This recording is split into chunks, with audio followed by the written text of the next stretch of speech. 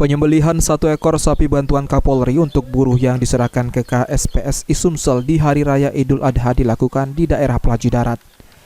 Bantuan sapi kurban di peringatan Hari Raya Idul Adha 1446 Hijriah dari Kapolri dirasakan sangat bermanfaat untuk para buruh serta warga sekitar.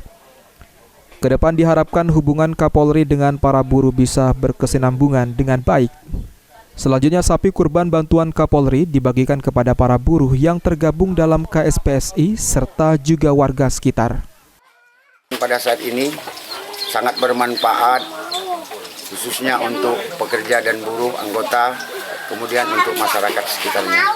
Untuk itu sekali lagi kami apresiasi, mudah-mudahan apa yang telah diberikan oleh Bapak Kapolri ini kiranya dapat bermanfaat dan dapat berkesinambungan di tahun-tahun yang. Selain menerima bantuan 1 ekor sapi, Kapolri Jenderal Listio Sigit juga menyerahkan bantuan 2 ekor kambing kepada buruh.